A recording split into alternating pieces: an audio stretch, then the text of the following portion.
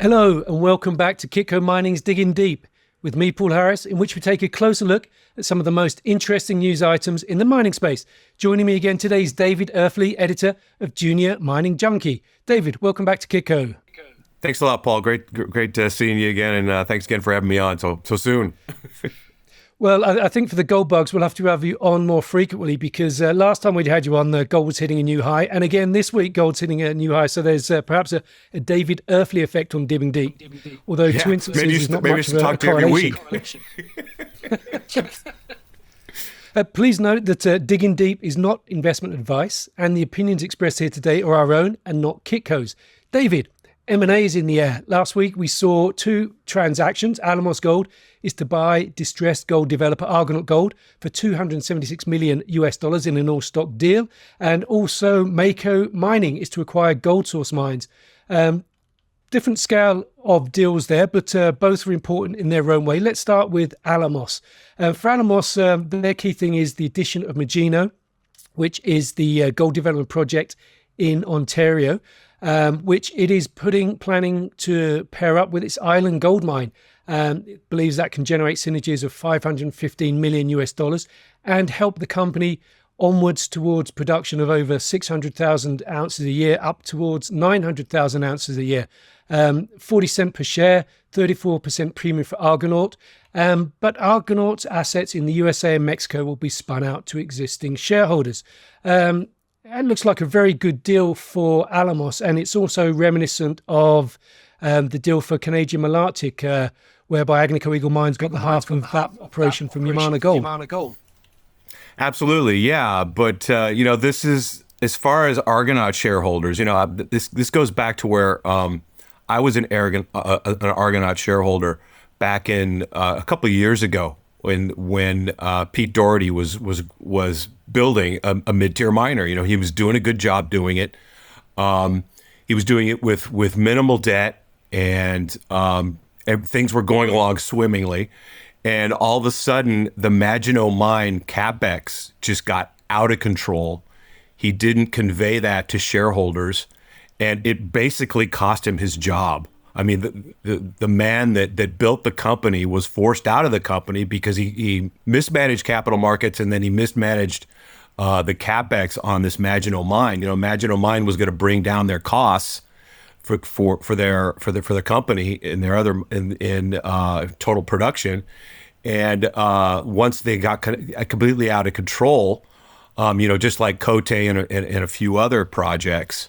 Unfortunately, it cost him his job, and I ended up selling the stock, I think, at $1.90. For my subscribers and I did well. We made money on the stock, but this one had like 10-bagger potential. We were looking at big gains in this thing, and unfortunately, now by the time it finally does get taken over, it's basically a take under.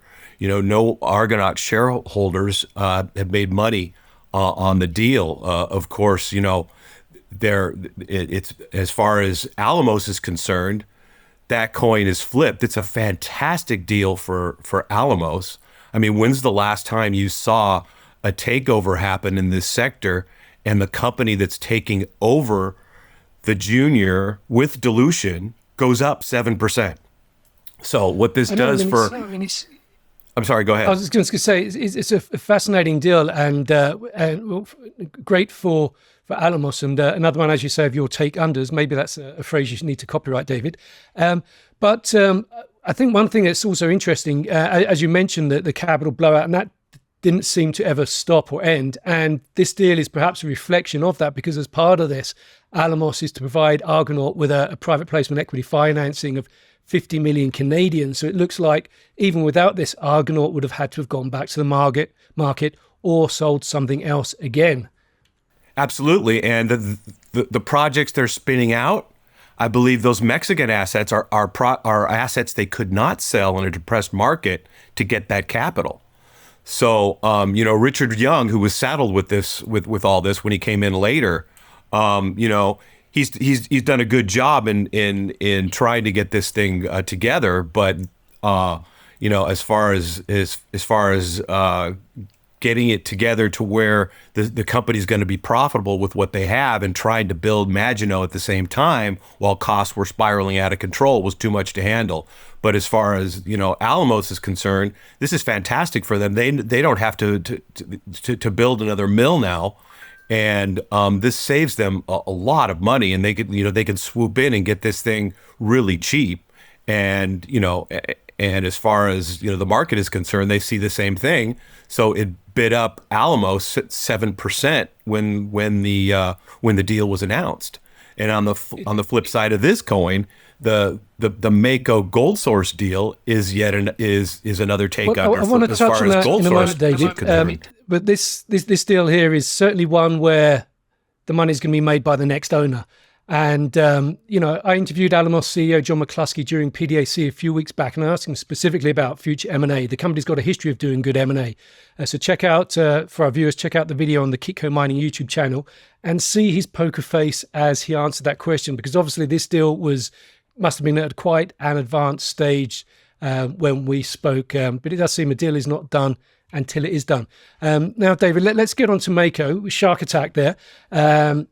Mako Mining is to acquire GoldSource mines. It wants the Eagle Mountain development project in Guyana, which he thinks bears some similarity to its San Albino's operation in Nicaragua. 55 cents per share, some $34 million Canadian, a 40.9% premium. But I think in your lingua franca, David, that's another take under.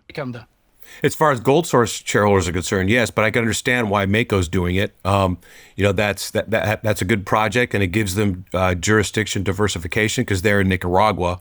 Those sanctions are still in place. Those U.S. gold sanctions are still in place in Nicaragua. So that's a great deal for Mako shareholders. But it's not as much of a take under as far as Argonaut's concerned, because Argonaut got really, really depressed. It sold down to basically where it was taken out, the price it was taken out at, and then it took another big, huge dump when they came out telling the market that they were going to need more capital to fix the early problems happening at Maginot as they start up the mine. So. Wrapping all this up, this is great for the sector. These M&As need to happen, these mergers need to happen, and it does bring attention to the space as far as the Alamos deal, because that stock is trading at a 52-week high. There's not very many, even though the gold price now basically doesn't have any resistance. It closed at a daily, weekly, monthly, quarterly all-time high last Friday, and it's up again today. But gold stocks, you have to turn them upside down to get them to look the same, most of them. But as far as Alamos is concerned, they're trading it at a 52-week high.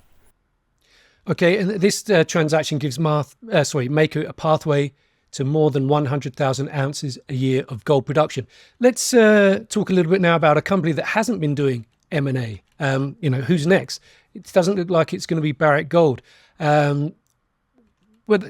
For me, one of the biggest things in the past week was the fact, or the bombshell, that Barrick Gold became the third largest gold producer by market cap, having been overtaken by Agnico Eagle Mines. Kitco Mining's 2023 CEO of the Year winner. Barrick Gold is now the third largest gold producer in the Western world. How has this happened? Well, basically, it's funny because Barrick started this major M&A when they took over Randgold several years ago, and then other companies followed suit, like Newmont, when they took over Goldcorp, and then they did one better when they just recently took over Newcrest and got twice as big as Barrick. So Barrick's been concentrating on, I think, on internal issues as far as exploration is concerned, as far as getting their project that they already have bigger.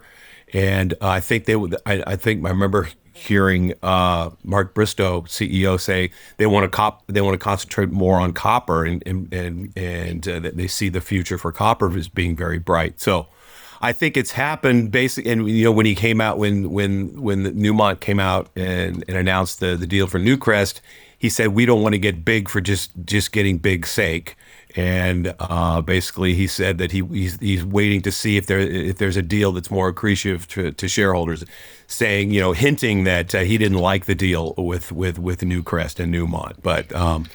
Let's get to counterfactual for a moment, David, because Barrick Gold for a long time was believed to be in the running to acquire Great Bear Resources, which was at the end acquired by Kinross Gold. Since that transaction, Kinross Gold has been on a tear. Did Barrick really miss a step by not, upping its offer or doing whatever was necessary to satisfy the Great Bear shareholders?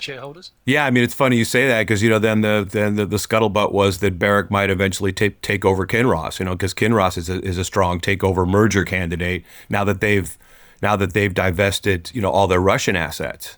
So, they're extremely undervalued as far as I'm concerned. I'm a shareholder. I hold the stock in my my IRA account. So. Yeah, I think so. I think there's going to be a lot more M&A to come here, and I think you're probably going to see more M&A in the major space and the mid-tier space as well.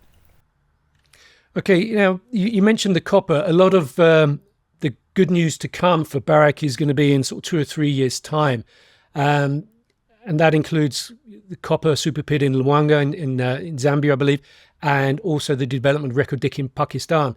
So. Is it a case of, Barrick has slumped so low that the only way is up now, that, now Barrick is potentially interesting to look at?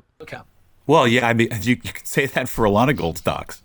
The only way is up now. I think the downside is minimal here, as generalist investors continue to basically speculate on Bitcoin and buy meme stocks and AI stocks. Is the gold price breaking out is basically happened, very quietly, because Bitcoin and the stock market are also trading at all-time highs. So they've kind of got lost in the shuffle.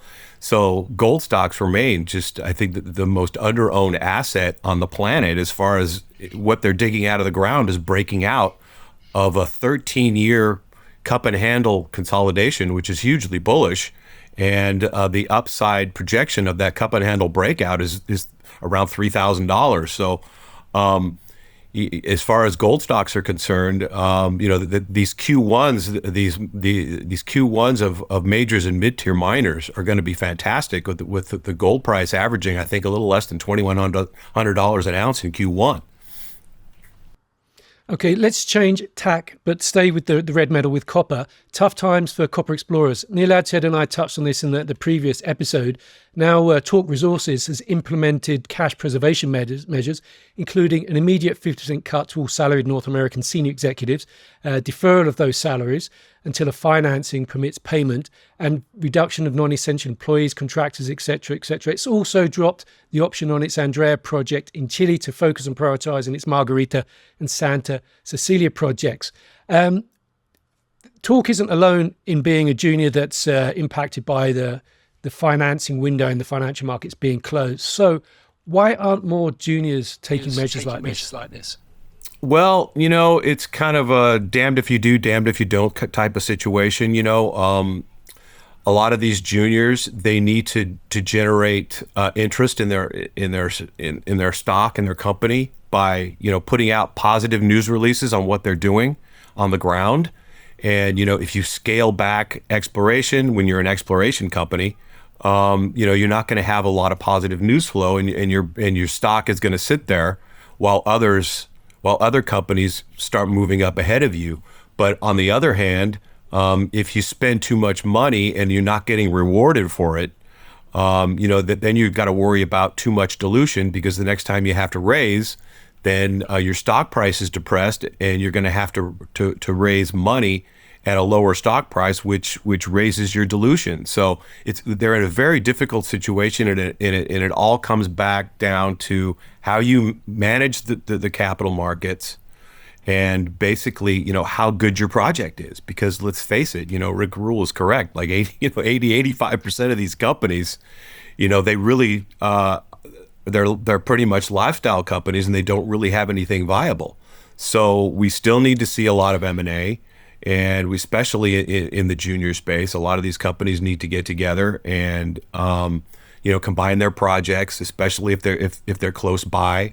And these management teams have to manage these capital markets, properly, correctly. I've watched a few companies, and even one or two of them that I've been invested in, where the management teams, they've been successful in the past in a different environment, right, where they've raised money at the right time. They added ounces, they minimized dilution, and they've tried to do the same thing in this market, and it's a totally different market from when it was before, back in 2010, 2009 to 2011.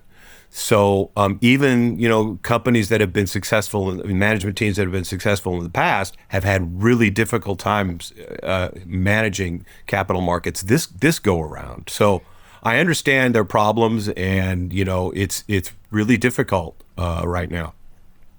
And the conditions, state that you basically need to be creative. And I'd like to bring up another example of that, a new approach. 30 kilometers or so to the north of Torque's Margarita project is Tribeca Resources, which announced an innovative option deal to acquire the Chiricuto IOCG exploration property.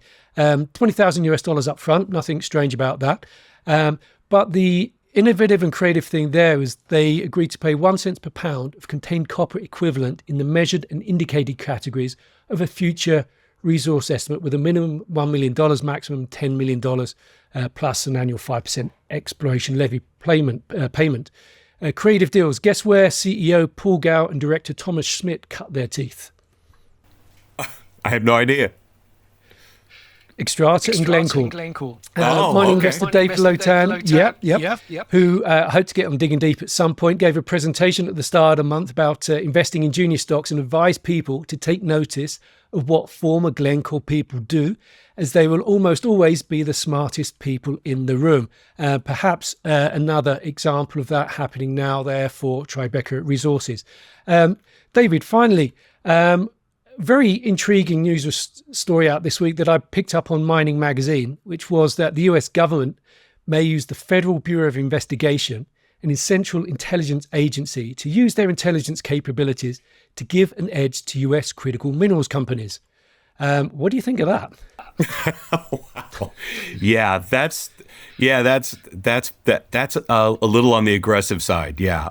But you've also heard about, FBI now being armed by the U.S. government. It's really getting dicey as far as governments are concerned, and getting involved in a lot of these things. So yeah, it's very difficult to manage a lot of these situations right now. Being a bit sneaky, I think if the US government wants more intelligence on minerals discoveries, well, there's nothing as tight-lipped as junior exploration space, is there? Exactly. And let's leave it on that note before we get cancelled. David, a pleasure to have you here again. Thanks again for having me on, Paul. And that's it from me, Paul Harris, at Digging Deep for Kitco Mining. And if you like what you see, don't forget to subscribe.